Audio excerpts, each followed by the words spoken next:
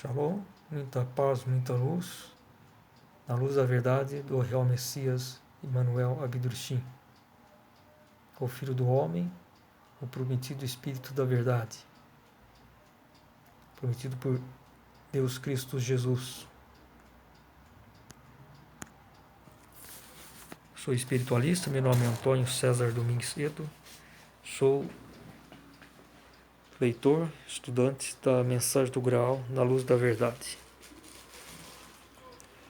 do real Messias Emmanuel Abdurshim, o Filho do Homem, autor da obra Na Luz da Verdade, em 3 volumes, que é a oficial, né?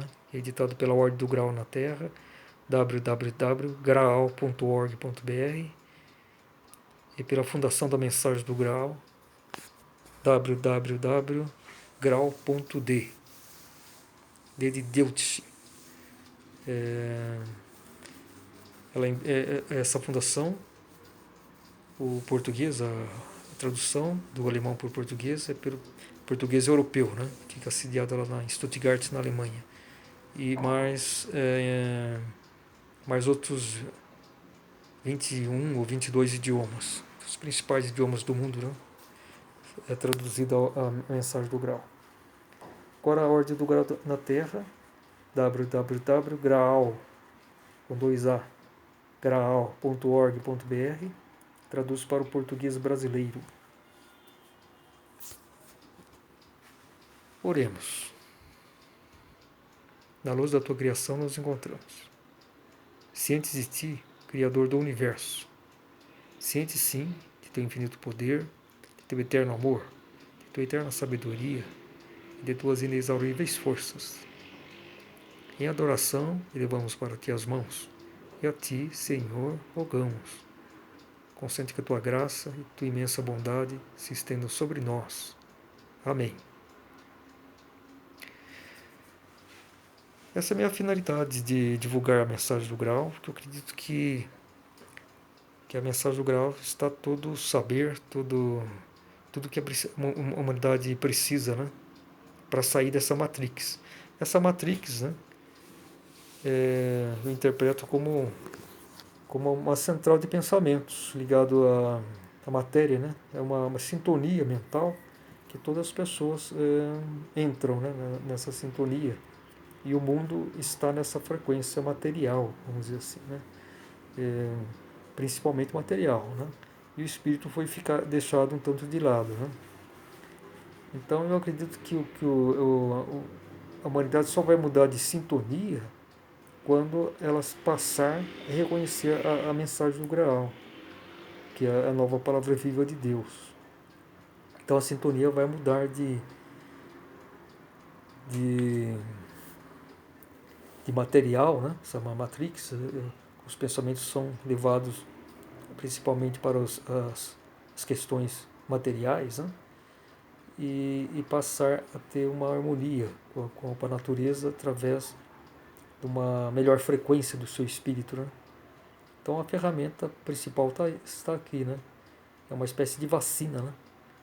Para mudarmos nós de sintonia. Isso se faz naturalmente, através da intuição, né? Da leitura, com os novos temas, com essa busca incessante pela sabedoria espiritual. Eu queria falar um pouco mais também sobre a teoria que eu fiz do Calvário de Gordon, né? Dos ossos de Cristo. Eu acredito que na caverna direita, órbita caverna direita do Calvário de Gordon, que é uma estrutura rochosa, né, em Jerusalém, que lembra uma caveira, né? Então eu acho de grande importância essa descoberta dos ossos de Cristo. Então, eu tenho total convicção que os ossos de Cristo existem, e creio, não com total certeza, né, que está a sepultura oculta de Cristo fica justamente no interior desse Calvário de Gordon. E eu acredito que essa descoberta será tão revolucionária, né, que vai permitir essa mudança de sintonia.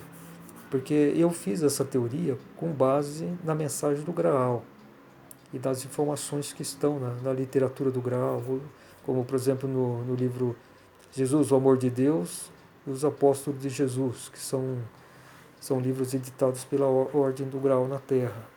Então, através dessa leitura, desse estudo, eu fiz essa teoria. E sem essa fonte de estudos, né, dos livros da mensagem do Graal, não seria possível uma teoria dessa. Né?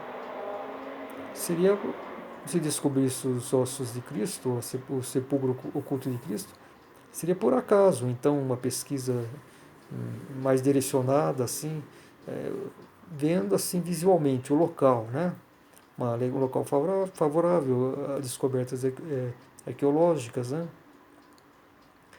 E se faz observando o sítio, né, histórico da cidade, todas essas questões. E agora, no caso do sepulcro oculto de Cristo, onde estariam seus ossos, isso não se sabe, né? As pessoas que pensam com lógicos, claro, que tem convicção que os ossos de Cristo existem, que eles foram ocultados. Mas aquelas pessoas que entram na crença cega não vão acreditar nisso, não querem se dar o trabalho de uma reflexão mais apurada, vamos dizer assim, né? E, enfim. Mas precisava de uma fonte, né? Os ossos, o corpo de Cristo foi ocultado, né?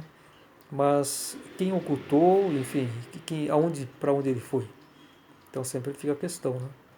Isso é resolvido através da mensagem do Graal e nessa literatura, né, colateral, como, por exemplo, esses dois livros que eu citei, né, que é Jesus, o Amor de Deus e os Apóstolos de Jesus. Então existe nos Apóstolos de Jesus uma narração de Maria Madalena, que, enfim, a vidente, né, parece que foi uma vidente que escreveu esse livro, sob a influência do Espírito da Verdade, que é o Messias Emmanuel Bedrushim, o Senhor do Juízo Final. Então houve a vidente focou nesse personagem, em Maria Madalena, e viu, enfim, pôde descrever a vivência que ela teve, né? Maria Madalena, e descobriu o local onde estão ocultos os ossos de Cristo. Então, uma vez descoberto os ossos de Cristo, isso vai ser uma revolução, porque todos vão saber que isso foi possível, né? A localização, né, precisa, né, onde estão esse sepulcro oculto, através dessa leitura, da interpretação, né, tem que fazer uma interpretação. Eu percebi que tinha muitos detalhes nessa narração e através dessa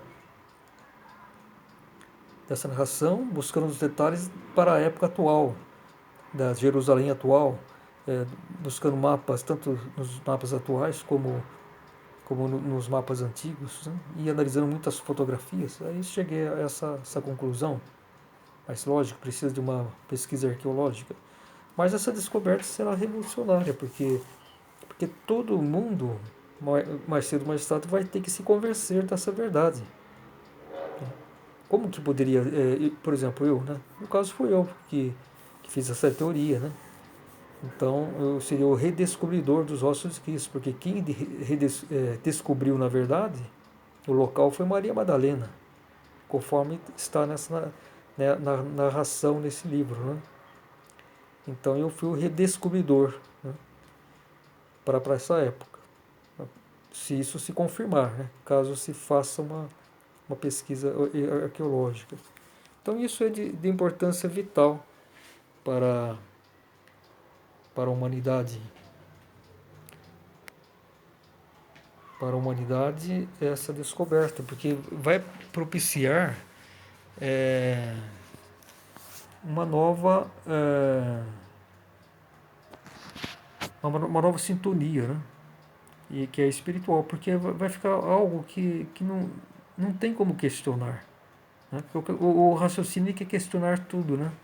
Agora, nesse caso de uma descoberta dos ossos de Cristo, no caso eu, né, que fiz essa teoria, se confirmar a descoberta nesse local, mas como que ele foi adivinhar isso? Né?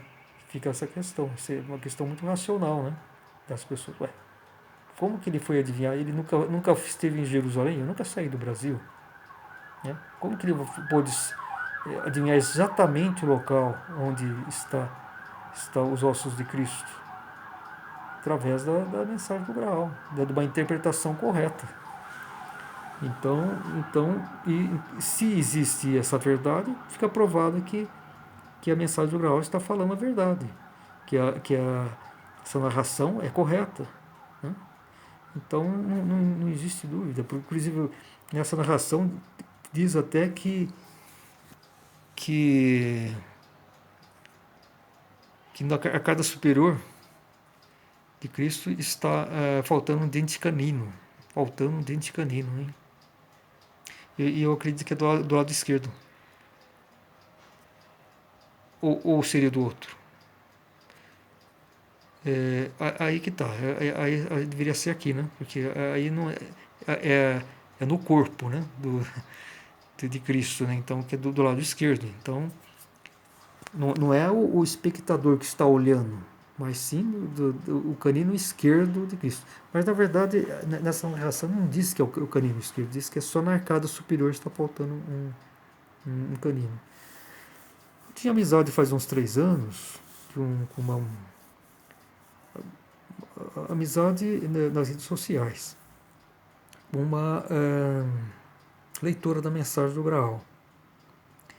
Que eu nem não vou citar o nome, porque ela também na época ela contou uma vivência que ela teve espiritual, que acho que durante o sono, né? Mas um sono consciente. Ela afirmou que ela teve essa vivência em 2005, se não me engano.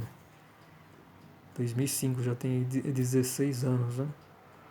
Ela contou isso para mim faz 3 anos. Contou porque eu era amigo dela, enfim, né? No Facebook, fiz amizade porque somos leitores da mensagem do Graal. Ela contou certa vez, depois de alguns anos de amizade, contou para mim essa vivência que ela teve. Que eu acredito que foi uma vivência real. Eu acredito que ela estava nesse local aí, que eu digo que é o Calvário de Gordon. Né? Então, ela viu muitos. É até possível que ela tenha vivido naquela época. É bem possível. De Cristo. Né? Então ela fez uma conexão. E quando você tem uma vivência espiritual, de fato real, né? A pessoa que está vivenciando, ela consegue ver muitas coisas sutis que existem, pelo seguinte, porque as substâncias que gravam as ocorrências, vamos dizer assim, ela é de uma vivacidade maior do que a matéria grosseira. Então, me parece que é tudo matéria fina, né? Ou então, matéria grosseira mediana, pode ser, onde procede nossos corpos astrais. Enfim, tem uma vivacidade que permite aquele vidente ver coisas perceber coisas que nem estando presente fisicamente conseguiria, que é o pensamento das pessoas. Então forma um quadro maior do que aconteceu, né, dos fatos passados. Porque isso é um fato que a gente tem que analisar. Na nossa vida diária, nós dependemos da intuição para perceber coisas além do plano físico. Né? Agora, que é o plano físico da matéria mais densa que existe, né? Matéria grosseira densa. Agora, quando é uma matéria não tão densa assim, ela já consegue gravar, né? Coisas, detalhes mais sutis, né? Vamos dizer assim, como pensamentos, as intenções. Né? E um vidente que é permitido, autorizado a acessar essas vivências, ele vai perceber muito mais, né? do que do que simplesmente olhar só a parte física, né, dos acontecimentos. Então ela contou alguns detalhes. Eu tenho essa narração que eu escrevi, transcrevi, né, a fala que ela passou, né, me passou, e ela disse que pôde estar até o corpo de Cristo, né? Eu acredito que foi logo após a morte dele, mas quando ele já tinha, isso é uma interpretação, não posso ter certeza, que, que ela viu o corpo de Cristo logo após ele ser colocado nesse novo sepulcro. E foi naquele domingo, né? Domingo de Páscoa. E quando já estava clareando o tempo. E ela falou algo, por exemplo, falou sobre o dente canino, ela detalhou algo mais, né? Disse que é do lado esquerdo. Então estou interpretando como do lado esquerdo de Cristo. Então, por exemplo, aqui está meu dente canino esquerdo. Quem estiver me vendo, me olhando, vamos supor, de frente para mim, ele vai olhar assim o contrário. Não, o esquerdo é esse, né? Mas isso para a visão de quem está olhando. Mas fisicamente, quando fala o dente canino esquerdo, é de Cristo, né? Dente canino da carda superior esquerda, né? Esse aqui. Então ela falou um detalhe interessante, que esse dente, ele deu um detalhe muito preciso, que ele não tinha sido arrancado, mas ele estava quebrado. O dente ele estava quebrado, o dente canino. Então eu penso, pode ter sido quebrado por causa das agressões, mas eu penso que é bem possível quando ele teve as 3 quedas, né? Quando ele teve as quedas, me parece que a primeira queda, né? Que ele caiu assim de rosto para o chão, né? Ele ficou inconsciente e caiu, desmaiou, né? Então é possível que foi nessa queda, né? Ele teve 3 quedas, e pode ser que, né, uma dessas 3 quedas ele tenha quebrado esse dente. Então esse é um sinal muito preciso, né? Então é interessante que essa, essa leitura da mensagem, né? Ela disse que precisamente é o dente canino esquerdo, e não ele está quebrado, ele não foi arrancado, né? Porque existe uma grande diferença quando o dente é arrancado, né, com a raiz, vamos dizer assim, né, extraído totalmente. Mas isso também pode acontecer, né, numa queda, se for de tal forma violenta a pancada, que o dente sai com a raiz. Mas no caso disso, ela disse esse detalhe bem interessante, que o dente canino é do lado esquerdo, e ele estava quebrado. Ele não estava arrancado, né? Então isso deu. Mas esses detalhes, assim, de que forma, isso vão ajudar a confirmar, caso se descubra os ossos de Cristo, que realmente corresponde, é uma prova a mais com essa narração, né? Com essas informações, né? Eu vejo aí também esse tipo de informação, porque a ciência é racional, né? Ela assusta muito, né? Eu tenho divulgado essas informações, e eu vejo muita resistência, né? E isso acontece também pelo fato da ciência não admitir, pelo menos por enquanto, né, vida após a morte, né? sobre a possibilidade de encontrar vida em outros planetas, vida extraterrestre, tudo bem, eles acham possível. A ciência praticamente acha até muito provável que tem outros planetas habitados por seres humanos. E até faço um parênteses, Vênus é habitado por seres humanos, por incrível que pareça. Né? A ciência está errada nas suas afirmações. Isso está no livro O Livro do Juízo Final, de Rosalind von Sass, que ela cita isso sobre o planeta Vênus. Eu também fiz uma teoria também. Até eu gravei uns vídeos anteriores aí. Eu falei sobre Vênus, a vida do planeta Vênus, né? Sobre um cálculo para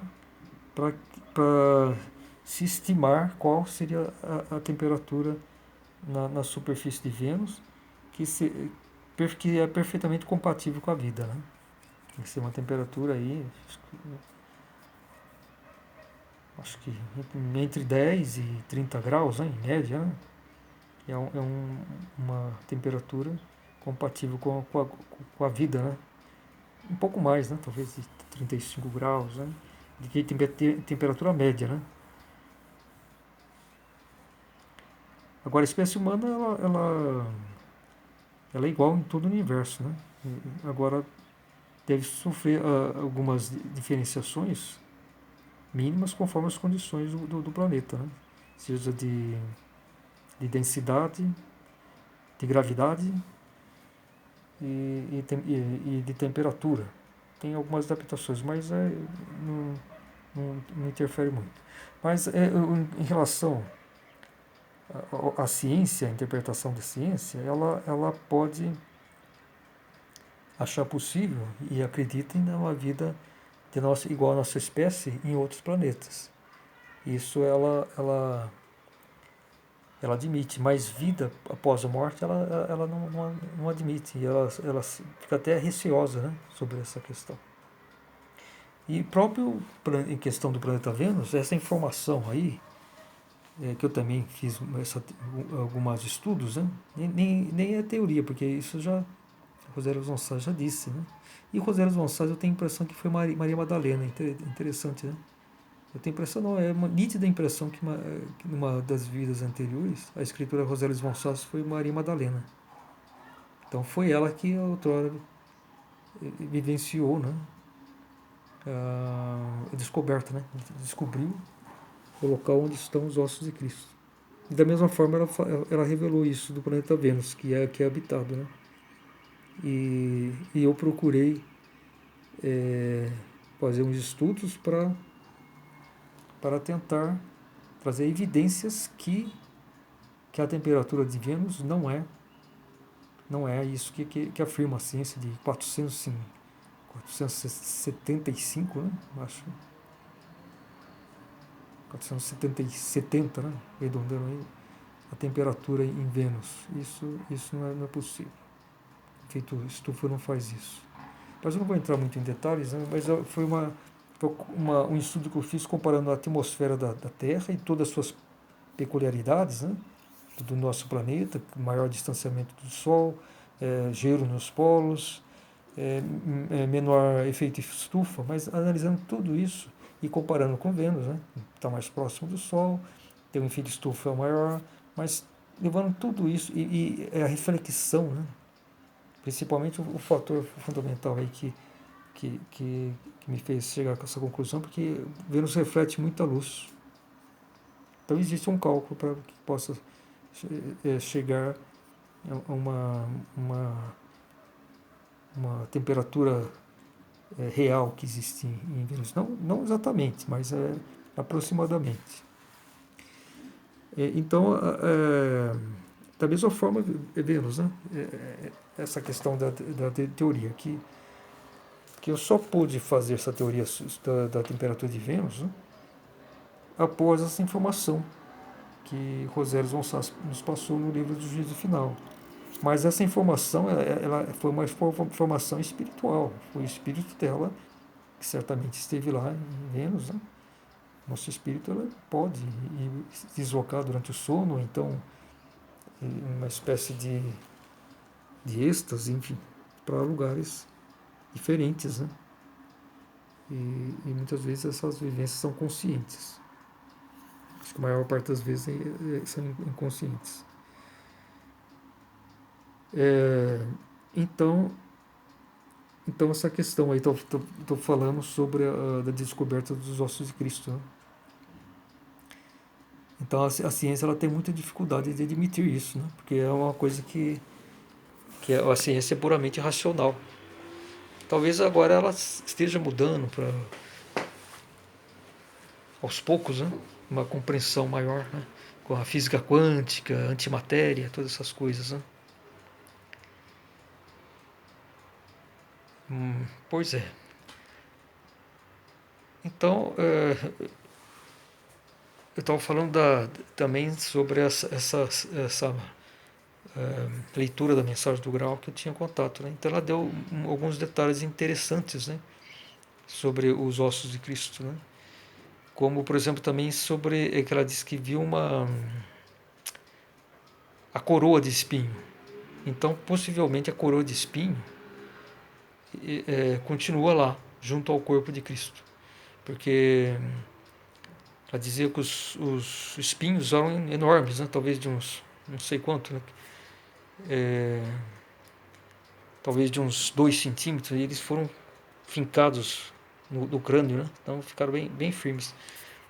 E até quando Jesus foi fazer sua caminhada até o Gólgota, os guardas prensaram mais na cabeça dele a coroa de espinho para que não caísse, né? E parece que ficou tão preso, né, que mesmo com as quedas que Cristo sofreu, ela não saiu do crânio de Cristo. Porque aí é um detalhe interessante, né? Porque se ele tiver nas suas 3 quedas, se ele com a sua queda tivesse caído a coroa de espinho, né? Saído da cabeça, se desprendido, possivelmente isso seria relatado, né? Pelos discípulos, enfim. Isso, mas não, possivelmente não caiu, ficou tão firme, tão prensado, que no crânio, né? Que mesmo com as quedas deve ter ficado no crânio. E ele possivelmente quer dizer, ele morreu e depois, ao retirar o corpo dele, continuou com a coroa de espinhos. E tem até um fato curioso, isso através do livro Jesus, o Amor de Deus e os Apóstolos de Jesus, que tem esses detalhes que não estão na Bíblia, né? E são fatos reais. Que quando Jesus passou aquela noite, porque ele foi preso na quinta-feira, né? Ele foi preso na quinta-feira, à noite. Então, naquela passagem da noite de quinta para sexta-feira, ele estava sentado, né? Ele foi posto lá nas dependências de Pilatos, né? E ele passou a noite lá, porque Pilatos o recebeu, fez umas perguntas, que deixa ele aí que depois amanhã a gente vou interrogá-lo melhor, né? Então ele passou a noite e muitas pessoas que tavam, da multidão estavam lá, humilhando ele, arrancando o manto, batendo nele, cuspindo, né? E, e a coroa de espinhos já tinha sido colocada nele. Não sei se foi, acho que foi os guardas, né? Alguém parece que essa coroa de espinhos, sabe? Eu acho que talvez tenha sido Herodes, né? Quando ele foi lá para Herodes, né? Que colocou. Me parece que sim. Acho que foi confeccionado uma coroa de espinho, inclusive com tiras de couro, né? E isso quem falou foi essa leitura da mensagem do Grau. E então essa coroa de espinho, penso eu, é mais provável, inclusive de acordo com a narração da Bíblia também, foi com um Herodes. Me parece que o rei Herodes disse, então ele quer ser rei, então coloque aí uma coroa de espinho dele, né? Então possivelmente foi essa coroa que ele possivelmente foi apresentado a Pilatos já com a coroa de espinhos. Mas o fato é o seguinte, ele estava no pátio sentado, possivelmente na madrugada de sexta-feira, quando João chegou até ele. Porque João não estava junto com ele, porque João sempre foi o discípulo mais próximo de Cristo, né? Porque, porque ele encontrou no caminho Maria de Nazaré, e ela estava meio desorientada, né? Porque ela viu Jesus preso, caminhando, né?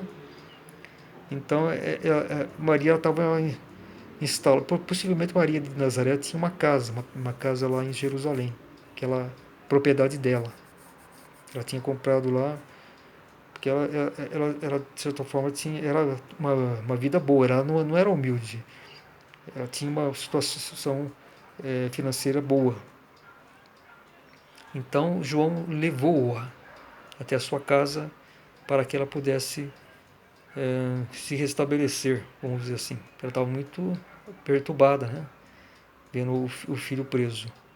Então, nesse período que ele foi levar Maria de Nazaré para a residência, ele ficou distante de Cristo. Então, ele falou assim, pelos companheiros dele, discípulos, acompanhe Jesus aí.